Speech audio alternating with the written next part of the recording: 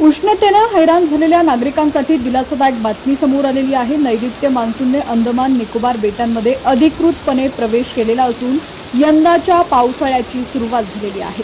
आयएमडीने शनिवारी याबाबत माहिती देताना मान्सून अरबी समुद्राच्या आग्नेय भागात, बंगालच्या उपसागराच्या नैऋत्य व आग्नेय भागात तसंच अंदमान समुद्र आणि निकोबार बेटांमध्ये सक्रिय झाल्याचं स्पष्ट केलंय। हवामान विभागाच्या अंदाजानुसार पुढील 2 ते 3 दिवसात मान्सून आणखी वेगानं पुढे सरकणार असून अरबी समुद्र आणि बंगालच्या उपसागरातील आणखी काही भाग व्यापण्याची शक्यता आहे।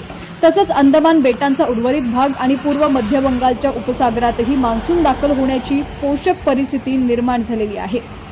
हवामान विभागाने दिलेल्या माहितीनुसार यंदा मान्सून 26 मे ते 31 मे दरम्यान केरळमध्ये पोहोचण्याची शक्यता आहे। केरळमध्ये दाखल झाल्यानंतर साधारणपणे 1 आठवड्यात तो महाराष्ट्राच्या दिशेने आगेकूच करतो।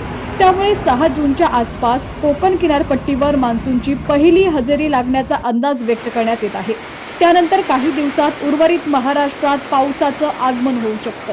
सध्या राज्यात विशेषतः विदर्भ आणि मराठवाड्यात उष्णतेची तीव्र लाट कायम असली तरी वातावरणातील बदल आणि समुद्रातील अनुकूल स्थितीमुळे यंदा मान्सून वेळेआधी किंवा वेळेवर दाखल होण्याची शक्यता हवामान तज्ज्ञांनी व्यक्त केलेली आहे।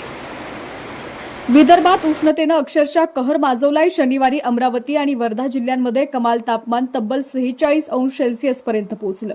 यामुळे दोन्ही जिल्हे राज्यातील सर्वाधिक उष्ण ठिकाणांमध्ये गणले गेलेले आहेत। दुपारच्या वेळेत रस्ते ओस पडल्याचं चित्र अनेक शहरांमध्ये दिसून आलंय।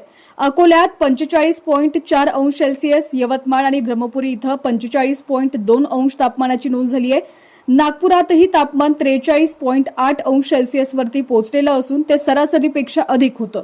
चंद्रपूरमध्ये 43.6, वाशिममध्ये 43.2, गडचिरोलीत 42.6, गोंदियामध्ये 42.2 तर भंडारा आणि बुलढाण्यातही तापमान 42 अंशांच्या आसपास नोंदवलं गेलंय।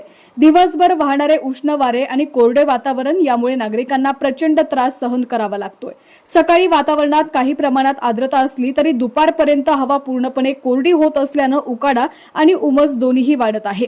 परिणामी घराबाहेर पडणाऱ्यांची मोठी गैरसोय होतीये। रात्रीच्या तापमानात किंचित घट झाली असली तरी उष्णतेची तीव्रता कायम आहे। नागपूरचं किमान तापमान 27.6 अंश सेल्सिअस नोंदवण्यात आलंय। विशेष म्हणजे शनिवारी विदर्भातील कोणत्याही जिल्ह्यात पावसाची अधिकृत नोंद झालेली नाहीये। हवामान विभागाने पुढील काही दिवस विदर्भात उष्णतेची लाट कायम राहण्याचा इशारा दिलाय। नागरिकांनी दुपारच्या वेळेत अनावश्यक बाहेर पडणं टाळावं, भरपूर पाणी प्यावं, हलके कपडे वापरावेत आणि उष्माघातापासून स्वतःची काळजी घ्यावी असं आवाहन प्रशासनाकडून करण्यात आलंय। उष्णतेनं हैराण झालेल्या महाराष्ट्रासाठी आता मान्सूनच्या आगमनाची प्रतीक्षा लागलेली असून अंदमानमधील एंट्रीमुळे पावसाच्या आशा आणखी बळावलेल्या आहेत।